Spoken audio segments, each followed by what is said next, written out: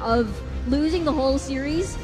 So if they have secret picks that are a little bit risky to pull off, then sorta. Because I've seen this matchup before, whereas the Ari was against a Rakan, and if a Rakan jumps into an ally, at least everything, that linear skill shot is just gonna work in their favor. So we'll have to see whether or not is this gonna be a flex, RH rather, or will it be mid, or will this be on Azora Vecchi? Am I right to assume that Rocky doesn't play Aatrox in top lane? Or does he? He does, right? He plays Aatrox in top lane. Come again? Yeah, Rocky plays Rocky Aatrox. plays Aatrox. I'm pretty sure he's very mechanically skilled. He hasn't played Aatrox in this tournament at top, but we've seen a lot from Rocky that we haven't seen before. So I am definitely not surprised if they do flex this for Rocky. Yeah, so that, I mean, asking that, I feel like if this Aatrox goes in onto G4's hand, this Ari might actually just go to the bottom lane into Azora Vecchi, because an Aatrox versus Ari matchup, when you don't have that level 6 and you don't have that kind of lane dominant damage to counter out G4 when he plays this Aatrox, is this going to be very bad for RH. I think RH wants to counter this out with something that might be able to deal with Rocky. Could be a Fiora, because she's not banned right now. If you see who's banned, it is a Malphite and a Poppy. Interesting. Well, Right. Kennen being locked in immediately, so potentially you could either see a Kennen Camille matchup or a Kennen Aatrox matchup. But just to put it out there, Azora Vecchi, I believe, if I'm not mistaken, used to play mid lane years back for KLH. So in terms of champion pool for mages, I guess it's not surprising at all. He's very experienced. So for Nixar, having that Ezreal, one of the safest, if they lock this in, G4 is going to have a fun time on this Orianna. So it's gonna be a mage matchup in the mid. That's a lot of like combos. Having that Orianna ultimate to kind of like you boost Lloyd into going in with the Hextech ultimatum, then the Orianna ultimate, or not actually the ultimatum rather. He just goes in with the E and then just combos it. Nah. I don't like Teemo was only seen in competitive play 2013. So it's not gonna happen. It is a bot lane Okay.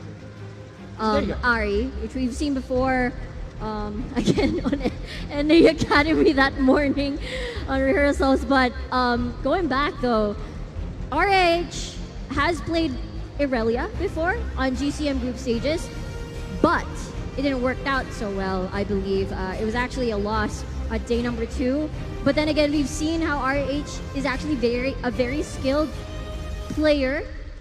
When we've already seen him on that Aatrox, very effective. So if he manages to replicate that performance, then it's gonna be a problem, I'm guessing, for Orianna, because there's a lot of huge amount of damage on the side of KLH.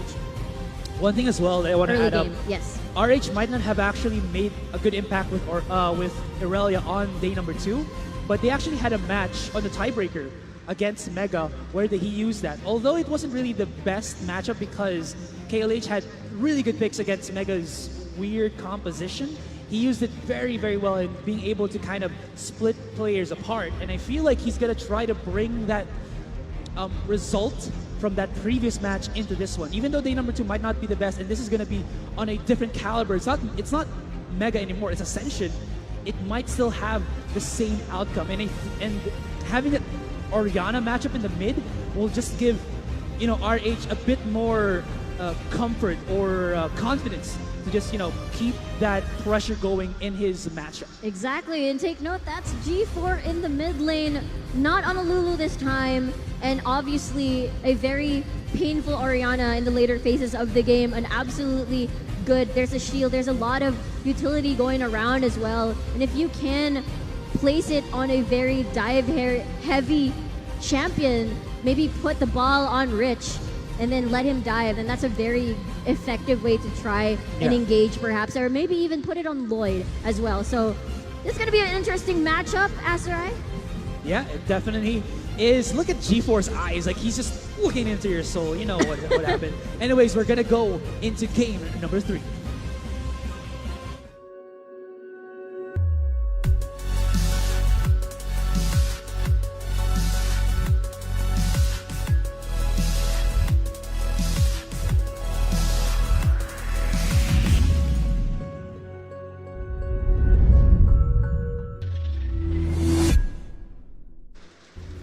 game number 3, I meant game number 4. You know what? I am back traveling into time because I don't know. But anyways, we are up for our fourth match of the game. Man, my words are being scrambled because I am just excited to see if KLH can bring it back, or will Ascension, no pun intended, ascend into the finals. Indeed, it's a very crucial match for Ascension, actually for KLH as well.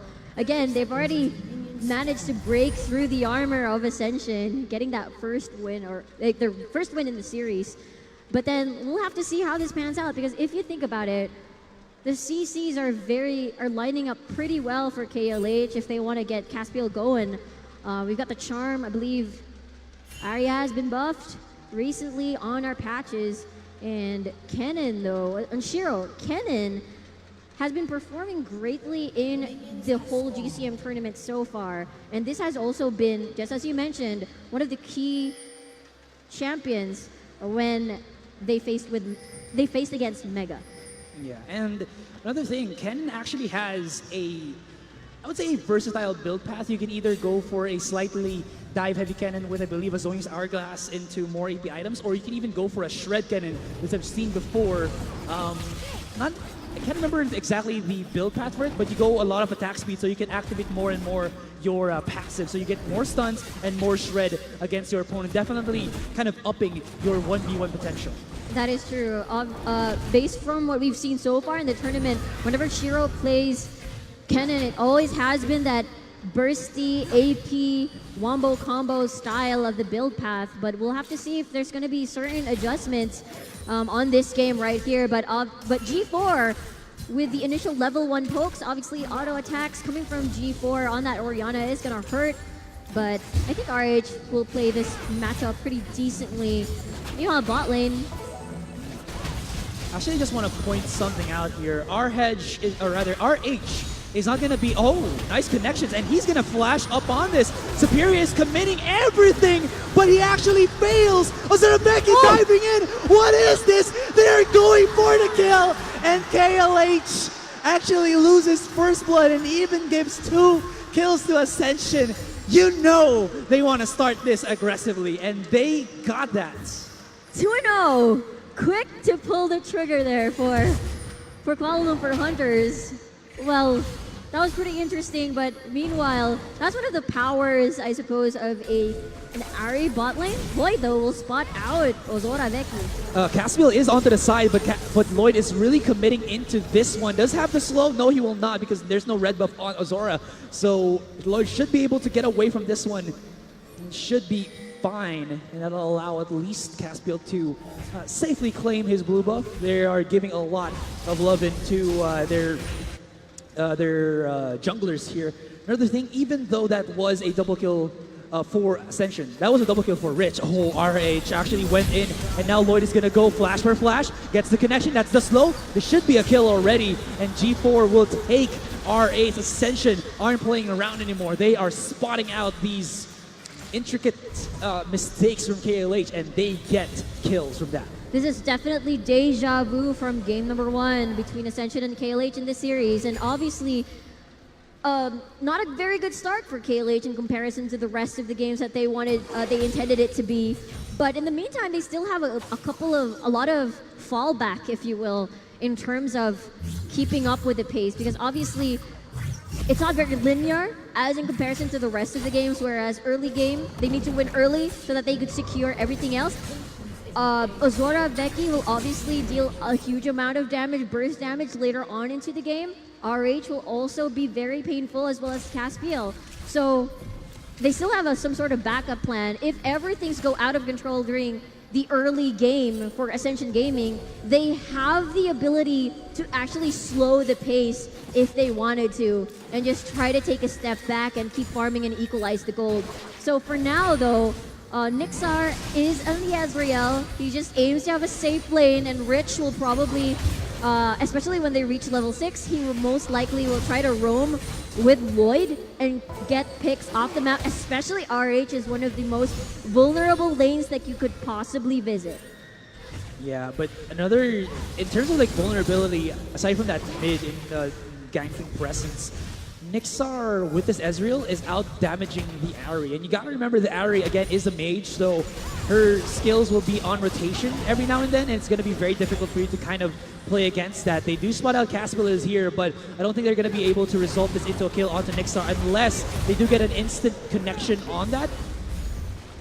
Well, what this does though is that Caspiel will at least alleviate some pressure on the Zoraveki because Nixar has been kind of climbing up in terms of the CS. He was around 10, maybe 15 CS ahead for a while there, but now at least Zoraveki is breaking even for a bit. Indeed. Meanwhile, in the mid lane, you're going to see a stun connecting here. Gonna be with the fancy footwork, does have the flash away, does not commit, just goes for the poke. Smart plays because he doesn't know where Lloyd is positioned. Good play around with the minions there, getting the reset on the Q just so that he could dance around the Orianna, knowing the fact that cooldowns are probably down, and that's the time that you could play around and become aggressive when you go up against G4. We know that Irelia is just going to be very, very painful, especially the stuns that the stuns and the damage that he or she provides. Here comes round number 2 in the bot lane.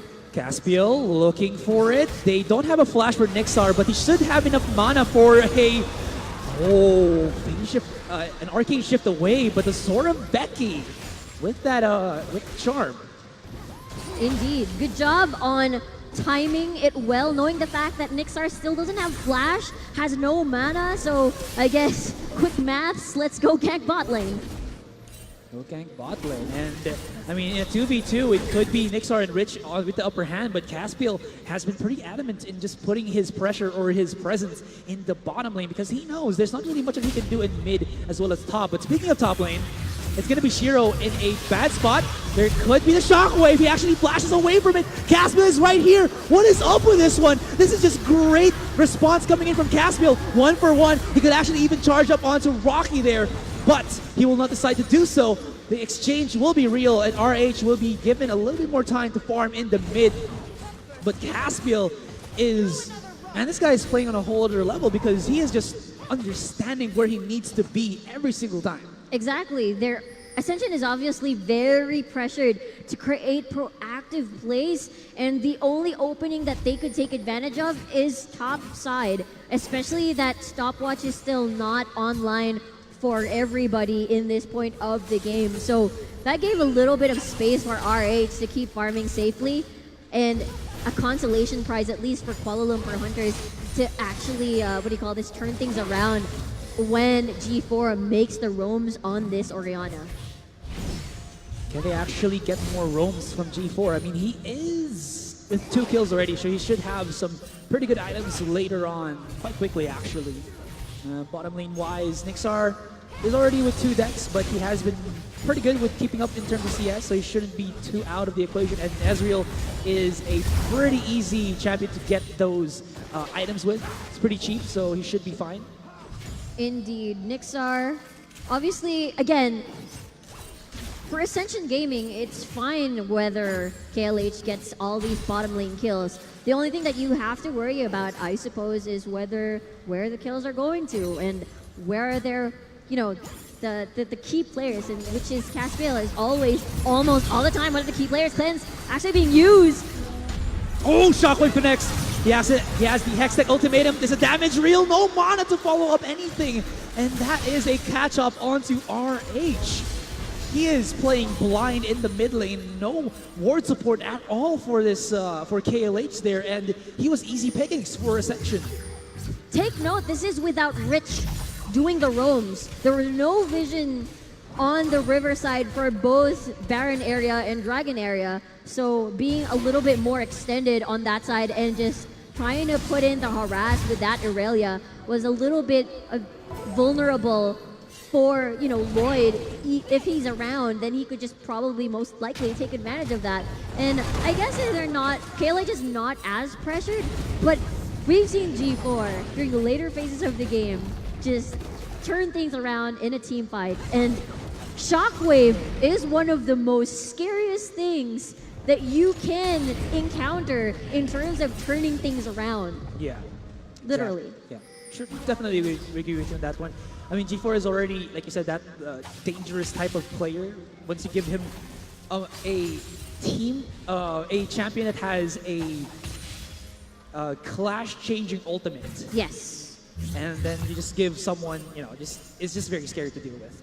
And with that in mind, he's already like 3-1-0. Even though he is getting shut down a little bit by RH, the more RH tries to force this without any vision support from Caspiel, and Caspiel not actually being able to rotate into the mid, the more this Aurelia will actually fall behind. And you never want an Aurelia to fall behind. Even though she can actually farm for herself and be able to split push, you still want that scaling of hers to be a bit more smoother in the early game rather than you kind of waiting for her to spike up in the mid when she's like 0-2. Indeed, transition is going to be important, but look at that. Solo Dragon by Caspiel. It's going to be very important for especially bot lane in terms of sustain. But we'll have to see though. Shiro with a stun. 1 versus 1. I think this should be a kill for Shiro here, as Rocky will not have... Oh, can he connect another one? And then maybe the lightning for that insta-kill. Caspiel is right here. He can activate the Weaver's Wall, but Lloyd is on the sideline. Should be spotted out.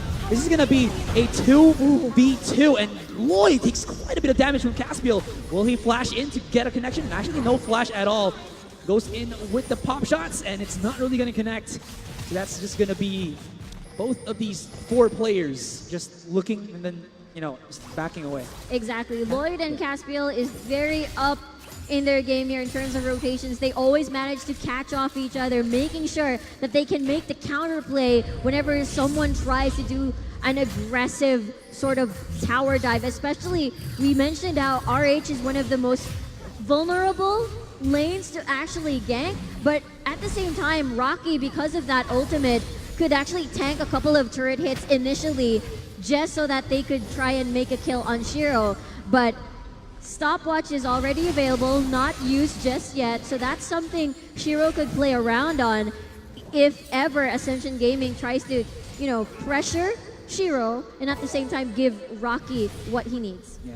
Now in the bottom lane, as Zoraveki is starting to get the items and the levels, a while ago he was having some difficulty in the lane, but now that he has really good wave clear with that orb of his, he should be able to also trade effectively, because you gotta take note, once you hit that Ari orb at the very peak of its range, it does a good chunk of damage added with a charm as well.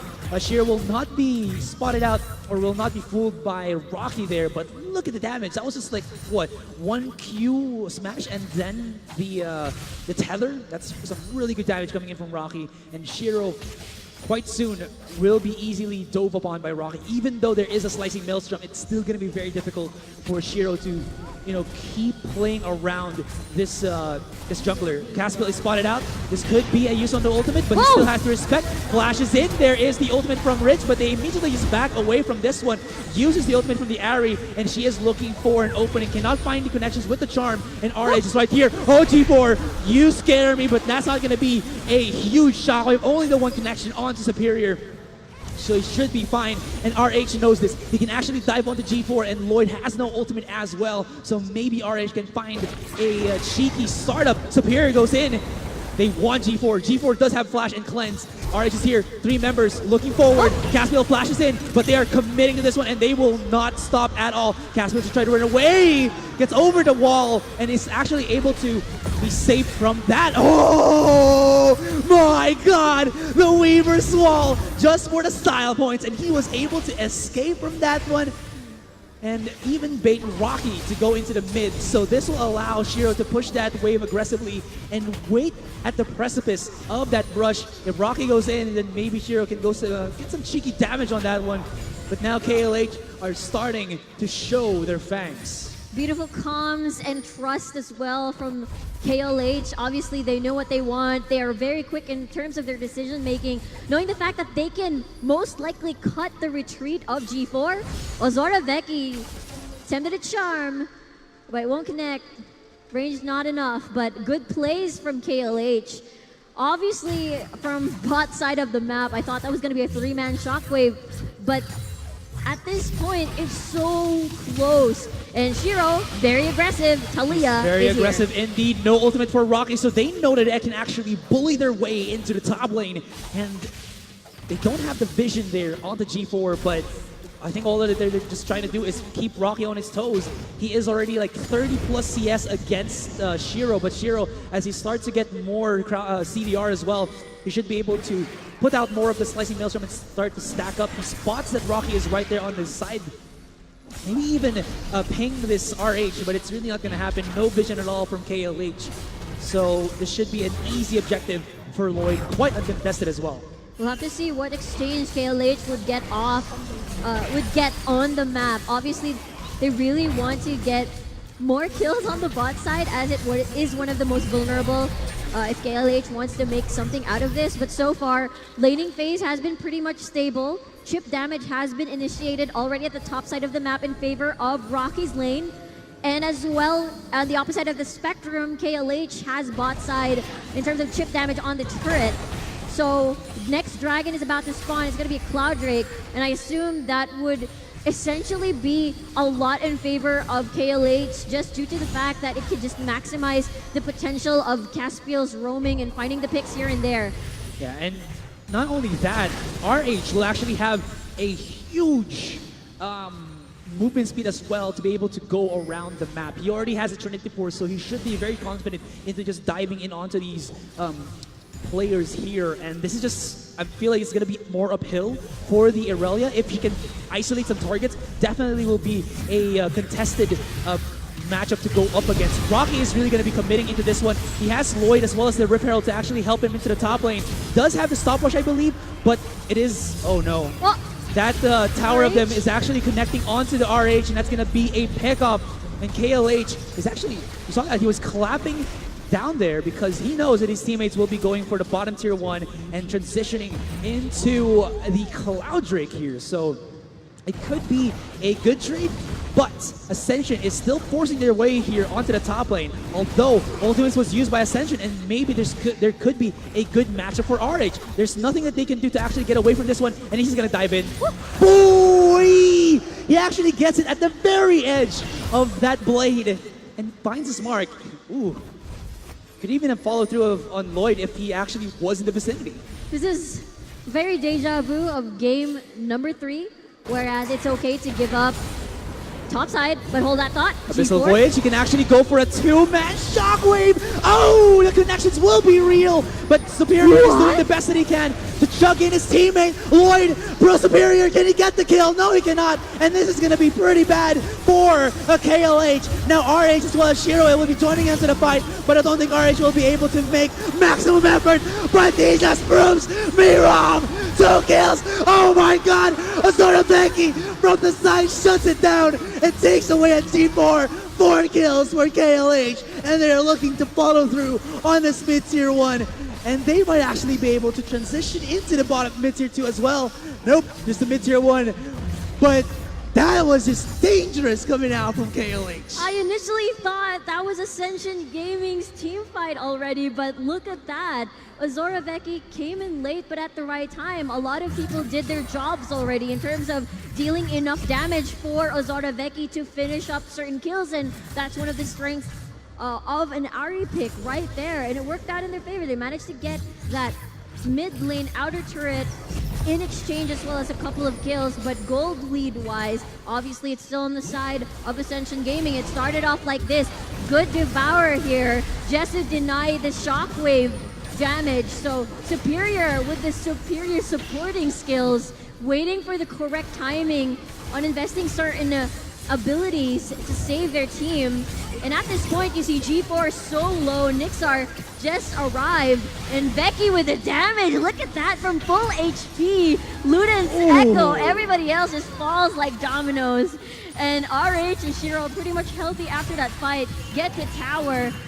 But I'm just amazed with this game number 4, Asteroid. Yeah, that was filthy. And I mean, it looked like it was actually really good for Ascension there, but once they saw that G4 already expended his shockwave, they were like, yo, RH, you have nothing to fear anymore. Even though you're gonna be a little bit low in HP, they can't stop your reset. So go for it, go wild. And like you said, there was just some really good responding there from Azora Vecchi, and that's just gonna allow them to kind of break even or actually get a bit more of an advantage. But with all that said and done, look at the gold here. It's still actually in favor of Ascension, about 1,000 or two. Not really the craziest, but still, you can see how much they've put into farming Aatrox here in the top lane, 207 to the 150 of Shiro. Definitely a problem factor against KLH. That is true. KLH is one of the teams that can also play very patiently. They can slow down the pace of the game and just fight pressure with another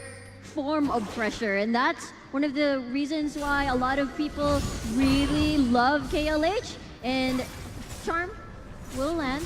Again, Ascension Gaming is the defending champions. A lot is at stake here in this tournament.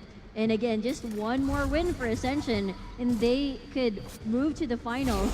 But KLH is that big hurdle that they have to face, knowing the fact that they already broke their winning streak, and Caspiel finding the pick opportunities, knowing the fact that RH is just lingering around the corner. Rocky, the victim once again. Oh no, Rocky trying to run away. Activates the Yomu's Ghost Blade, World Ender as well. There is the usage on that Weaver's Wall to block his exit path. Nixar is joining onto the fight, but now he's a little bit tad too late, and RH could capitalize into this one. And there is the Abyssal Voyage. Everybody is here. Let's go. Come on, let's have a party. Azora Becky does have the Spirit Rush. Is there a backstab from Shiro? There's not going to be at all, but 5 members of Ascension are here. I don't think they have a ward to spot that out, but Spider Sense is tingling for Kuala Lumpur Hunters, and they're saying, let's just back away. Next objective will be the Cloud Drake on that bottom side, but it's still 2 minutes, a bit too early for them to be there. So they're just trying to maybe look for the picks. Ooh, nice mindset there from Nixar. He spots the one, could go for the second. Caspiel cannot follow through. Did he actually use a Spirit Rush there? Not, so they're just gonna try to run away. Actually, he did, so that's gonna be an ultimate down, but should be off cooldown once that next objective comes up. Good job earlier during the previous skirmish. Oh, hold that thought, Lloyd. Oh, blasts over the wall, flashes as well. They don't want to fight this one because they don't have the positioning to capitalize on this. And you can see that 2 of the members of KLH are on the top lane. It's going to be RH, split pushing to his heart's content. The wave clear of KLH should be all right to clear this one, but because Nixar has been pushing out Zorbeki, he cannot find a good angle to put out the orbs on this array, so well, it should be fine. The siege should be real. Nixar should be able to get this bottom tier 1 in a few. Yes, so, teleport already being used by Ishiro earlier. So RH was the one that replaced the top lane pressure, and this is going to be Rocky just trying to, because what has been happening so far, there's a lot of prolonged skirmishes at the bottom side of the map, and it just opens up an opportunity for either Shiro or probably maybe RH, if he's too far, to actually try to shove the lanes in their favor. But it looks like the chip damage has paid off on the mid lane. They're trying their best to protect this. Again, Shockwave is available. They can die this one. They can die that indeed, and they can put Shiro into a world of hurt, but he was able to escape. That will be the completion on taking down that mid-tier 1 for Ascension, and they are already looking for the bottom lane. Take up the Cloud Drake. Both of these teams can definitely capitalize or at least make use of this one. And Lloyd is just chipping it down quite quickly with the help of Rich.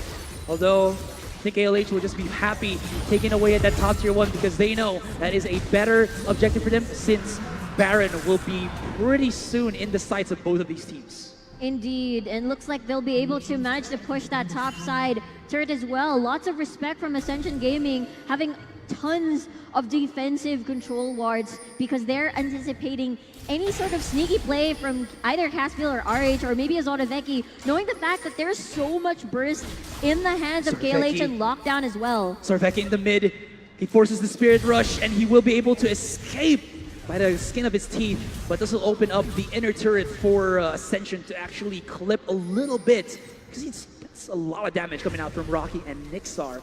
But this is, I would say, a little bit of not the perfect warding for KLH. Like, you can see that there is good warding outside of their jungle, but inside it's a little bit lacking, and Ascension has put a little bit of their control there as well.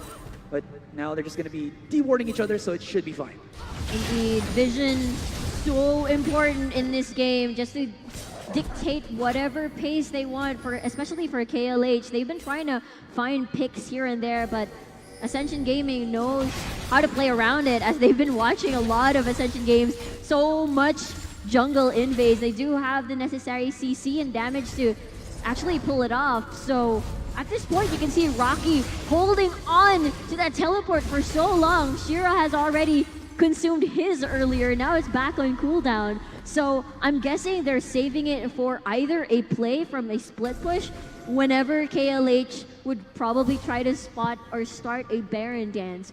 But if I think about it, since game number 4, KLH has been playing very 100%. If they know that they can get a kill, they will do it. But if it's a little bit 50-50, they decide to just respect the fact that perhaps they could lose a skirmish or a pickoff and back away. They're not making the same mistakes as what happened to game number 2. But RH might get dove upon. Oh, two-man connection on that stun. But this is a 3v1 for him. Can actually survive? Solo! RH gets blown up. Shira goes in, but he actually trickles into the fight. They have to escape right now because they can't follow through into this one. But you can see that Caspiel wants it, and he gets caught out by that shockwave. Huge catch up from Ascension and Kuala Lumpur Hunters. You were talking about how safe they were, but that one instant mistake and they get blown up. 4 members of KLH down for the count. But is this a follow through onto a Baron? Because Azora Becky is just on the side in this mid brush, looking for maybe a blow up. He already has some damage items, so he can at least catch up maybe Nyx or even G4. But yeah. Wave was shoved in favor of KLH at that point, and there was no vision whatsoever. So the logic was RH thought that he was safe, not expecting a 4-man gank onto his side, or maybe even 5. But because of the kill happened at the bottom side of the map, and everybody trickled in, I feel like it would have been a different situation, as it would have been nearer at the Baron side. But again, the outer turret still not destroyed despite all that happening, because the wave again was in favor of KLH. So at this point, KLH has to respect the fact that these sorts of ambushes could happen once again if they're not careful, or if they're not going to be establishing vision, especially on Riverside. Yeah, this is what I was talking about. A little bit of the, I would say, misuse of the vision here for KLH. And it kind of shows once RH was picked off from the get-go. And you see that Azora Vecchi was like looking for Nixar for such a long time, and then Nixar just keeps spotting him out with the Mystic shot. No love for Azora Vecchi at all. But now they immediately start off on this Baron, and it is getting quickly taken away. RH is actually in the bottom lane, and Ascension are very confident in taking out this objective. They have to put a ward right now because that Baron is very low. Are they going to dive into this one? They have the vision. Can they go for it? Oh my goodness! No! Ascension are falling through! Who got blown up actually was nobody. It's still a 5 versus 5. They are going at this, but Rocky is spearheading for Ascension. The chase is real. Caspiel goes down with the help from G4, a beautiful use on that ultimate from Lloyd, and they just lose the Baron, they lose members, and they did not expect that. But they warded, and they went out of division, so I don't know. Wow, G4 with the intense reflexes, superhuman reflexes, using the shockwave to deny the Spirit Rush entrance towards the Baron pit for Azora Vecchi, and it just worked so well. Ascension Gaming, this is what we've been talking about.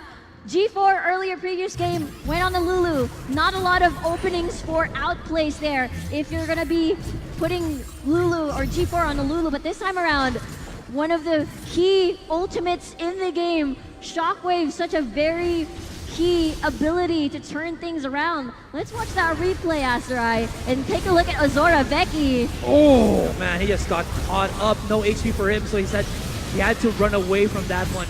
And this all just like accumulated because there was not quick enough response for Kuala Lumpur Hunters to actually check that Baron pit and trying to force a fight over the wall, especially against, you already said it, G4 with, you know, the Orianna, because you put an orb over the wall and shockwave you is a very bad decision. And Kuala Lumpur Hunters, for some reason, they actually went for that and got heavily punished for that one, losing a huge chunk of advantage that they were really putting a lot of effort on. And now they are down how much gold is this? 13,000 gold, I believe. Wait, no. 8,000 gold, rather. Still. 8,000 gold with a Baron to boot. They're doing the siege. Weaver's Wall being activated just to try and separate a lot of members, but it might be a little bit too risky to try and be aggressive and defend. Man, are we gonna find this one? Nice two-man connection onto Caspiel. Gets the Devour, but they are... Oh no, they are just lining up! What is happening here? Nixar goes in a 1v1. Arheads, can he do it? He pops the Guardian Heel, tries to run away. G4 is looking heavily into this one, and pop goes Arheads. Oh, never mind. Superior goes in with the defense, and Arheads is still going at it. Oh my god, very low in HP, but they were successful in at least pushing them out before they get to this hit inhibitor. Nope, Nixar is gonna be there, and he's gonna be taking that fair and square as that was a very messy fight. Lots of connections from Ascension, but KLH still push on through and still defend pretty okay. Shiro did so well with his ultimate on that cannon, just tried to deny any further engagement from the side of Ascension. And meanwhile, Nixar and G4 managed to escape safely and get their mission done. Mid inhibitor is gone. But for now, KLH can manage to breathe. But at this point, what are the certain openings that KLH could do to get back into this game? Another Air Drake has spawned. Let's take a look at the replay about what happened there. Rocket was the first one to pull the trigger. Nice knockoff by Caspiel. But obviously, one-man shockwave. And that's 3 people in the middle of the cannon ult. Nixar being isolated by RH. G4 as well with a separate target. And all Guardian Angels have been popped off, which means the next fight might be a little bit more tricky and more forcing teams to play a little bit more safer in comparison to that dive over there. But Ascension, full control. They can almost taste it, Aserai. Yeah, I mean, there's nothing else to say about that. They are looking at Lloyd, but he immediately just grapples or grappling hooks away from the fight. They spot out the one, and Zoraveki is really looking onto Nixar. Does he still have a Spirit Rush? I think he doesn't want to go over the moon to find Nixar here because there is every single member of Ascension right over the wall. But this will force back Nixar back into base, so at least they'll lower the power output of Ascension for a little bit. So this could be the opening that KLH are looking for. Where was the Zoraveki going through? What? Oh my! I thought he went back into base already, but he was just roaming around the mid lane. The plan was to replicate what happened at game number 2, which was to try and catch Rocky. But at this point, here comes an engage. They're forcing this out. Remember, this is a 4 versus 5 situation. Shiro, as well as Superior, is forcing onto Lloyd. RH cannot deal with every single damage from Ascension. He is not a tank. He is an assassin who can go for the resets, but it's really not going to be enough. And game number 4, oh, they are looking to end this. We were looking for KLH to push this back to game number 5, but hold that thought. Shiro is going at it. Slicing Maelstrom is on cooldown right now, and I don't think that they can do anything at all as Nixar is just going at it at the Nexus. And ladies and gentlemen, a valiant effort for KLH, but at the end of the day, it's going to be Ascension winning game number 4 and this best of 5 series. They're going to the finals.